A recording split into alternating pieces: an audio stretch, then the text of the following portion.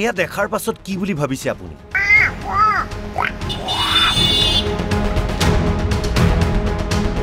এয়া ভিক্ষা কৰা লোক।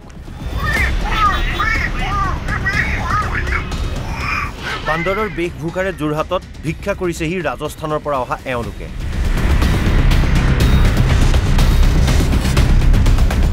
এটকা দুটকা নহয়, 100 টকাৰ তলত ভিক্ষা নলয় বান্দৰৰূপী এইকেইটা ভিক্ষাৰীয়ে।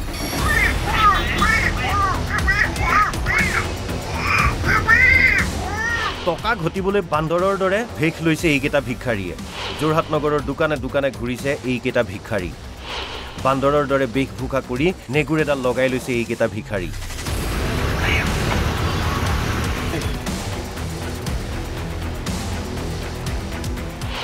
পিছে এনে ভিক্ষাৰীক লৈ চিন্তিত হৈ পৰিছে যোৰহাটৰ সচেতন ৰাইজ।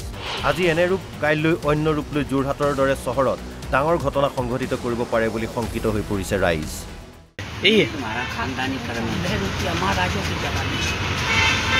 कितने सालों से कम करे हैं? हमारे बाप दादों के जमाने से 10 रुपया महाराजों के। এইটো নিশ্চিতভাৱে আমাৰ কাৰণে যথেষ্ট দুৰ্ভাগ্যজনক, কাৰণ যোৰহাটত এনেকুৱা ধৰণৰ কোনো সংস্কৃতি বা কালচাৰ আমি আগতে দেখা পোৱা নাছিলোঁ। গতিকে এই গোটেই বিষয়টোত আমি প্ৰতিক্ৰিয়া প্ৰকাশ কৰিছোঁ আৰু যোৰহাট জিলা প্ৰশাসনে এই বিষয়বস্তুটো গুৰুত্ব সহকাৰে ল'লে ভাল, কাৰণ আজি তেওঁলোকে বান্দৰৰ বেশভূষা পৰিধান কৰি আহিছে। কালিলৈ হয়তো কোনোবা দুজন বাহিৰৰ মানুহ আহি আকৌ বেলেগ ধৰণৰ কিছুমান বেশভূষা পৰিধান কৰি এনেধৰণে চান্দা সংস্কৃতি গঢ়ি তুলিব। গতিকে এনেকুৱা ধৰণৰ যাতে সংস্কৃতি, এনেকুৱা ধৰণৰ কালচাৰ যাতে যোৰহাটত আহিব লগা দিনবিলাকত নহয়।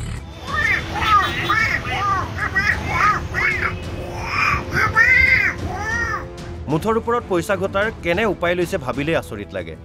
নিজৰ হাত ভৰি থকাৰ পাছতো কৰ্ম সংস্কৃতিৰ বিপৰীতে এনে কাম কৰিছে বহিৰাজ্যৰ এইকেইটা ভিক্ষাৰীয়ে। এই ক্ষেত্ৰত কিন্তু প্ৰশাসনৰো আছে কৰণীয়।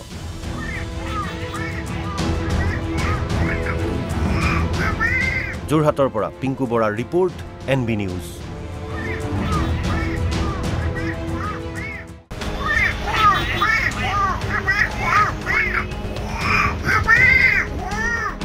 এয়া দেখাৰ পাছত কি বুলি ভাবিছে আপুনি?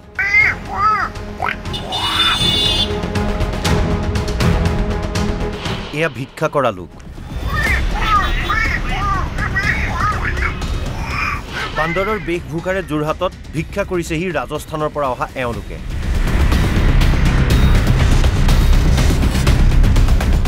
এটকা দুটকা নহয়, 100 টকাৰ তলত ভিক্ষা নলয় বান্দৰৰূপী এইকেইটা ভিক্ষাৰীয়ে।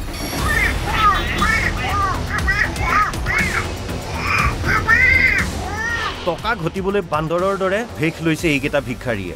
যোৰহাট নগৰৰ দোকানে দোকানে ঘূৰিছে এইকেইটা ভিক্ষাৰী। বান্দৰৰ দৰে বেশভূষা কৰি নেগুৰ এডাল লগাই লৈছে এইকেইটা ভিক্ষাৰী।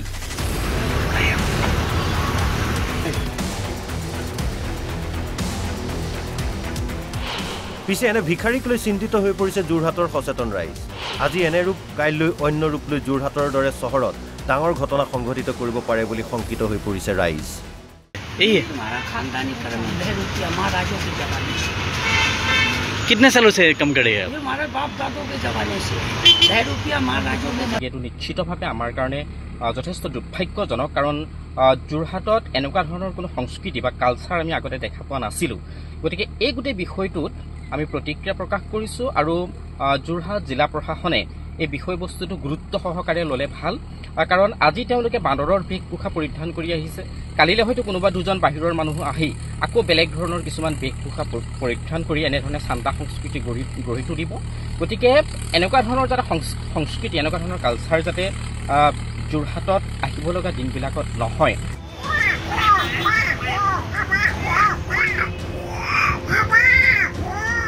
মুঠৰ ওপৰত পইচা ঘটাৰ কেনে উপায় লৈছে ভাবিলেই আচৰিত লাগে। নিজৰ হাত ভৰি থকাৰ পাছতো কৰ্ম সংস্কৃতিৰ বিপৰীতে এনে কাম কৰিছে বহিৰাজ্যৰ এইকেইটা ভিক্ষাৰীয়ে। এই ক্ষেত্ৰত কিন্তু প্ৰশাসনৰো আছে কৰণীয়।